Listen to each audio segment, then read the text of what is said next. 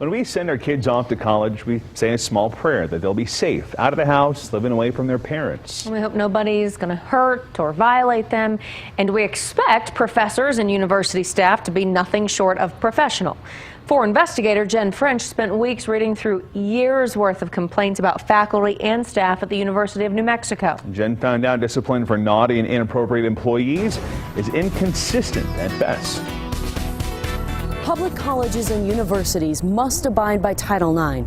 It's a law that prohibits sex discrimination. But we wanted to know who is breaking the rules at UNM and what's being done about it. So we looked at 3 years of Title IX complaints. What we found, instructors and UNM employees accused of sexually harassing their students.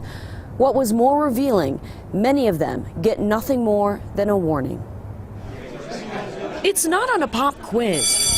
But a question that a UNM neurology professor asked a woman has been, have you ever pole danced? He's also accused of stating, you always look so hot to me. That's according to this Office of Equal Opportunity complaint filed in September 2016.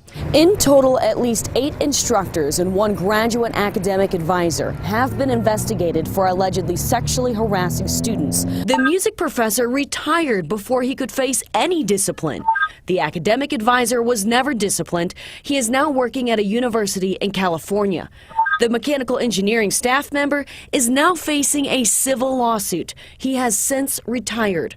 The finance professor was found to be not in violation, even though multiple students complained about his jokes. 4 remaining staff members who were found in violation were asked to undergo an educational conference.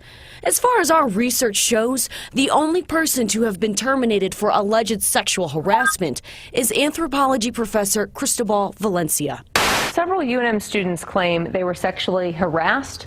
And it only came after 4 investigators questioned the university about why a professor who his students called a predator was still in the classroom. But according to his Title IX file, UNM's Office of Equal Opportunity did not find him in violation of their policy in April 2016. After 4 investigators interviewed several women and revealed that a student allegedly left the university because of him, he was subsequently terminated. We found that's not the case with the other instructors. 1 student accused a former mechanical engineering staff member of asking for sexual favors to release a hold on her academic account. And another student filed a lawsuit against him and UNM, claiming she left the department because he restrained her and grabbed her breasts. An academic advisor accused of sexual assault got off the hook because OEO investigators could not determine that the sex he had with one of his advisees in the building behind me after hours was consensual. We asked students what they thought. That's ridiculous. That is not okay. They are instructors here and they're here to teach, not to harass. That's not acceptable in any way, shape, or form.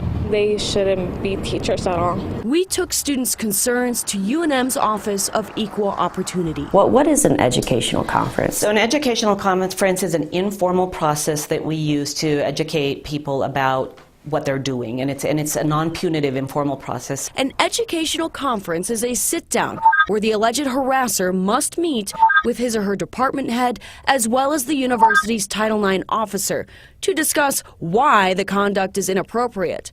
Then his behavior is monitored for 3 months.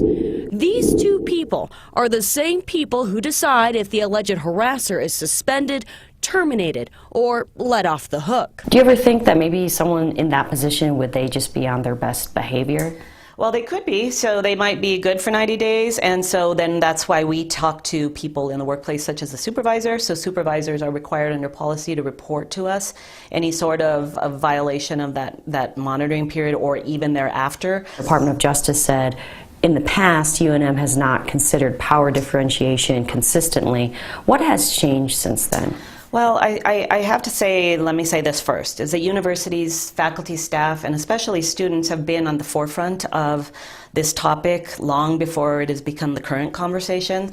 In response to the Department of Justice's report that UNM is not doing enough, the university now requires all faculty and staff to take an online sexual harassment prevention course. Gender discrimination attorney Donald Gilpin doesn't think it's enough. You don't have an objective system where people say, for this violation you get this, for this violation you get this, for this violation you get this. It's all done on an ad hoc basis. What is and isn't sexual harassment has been a gray area at UNM for years. Students deserve a place where they are safe, free from a preying professor. While UNM has made some change, there's still room to improve their grade. Jen French for Investigates.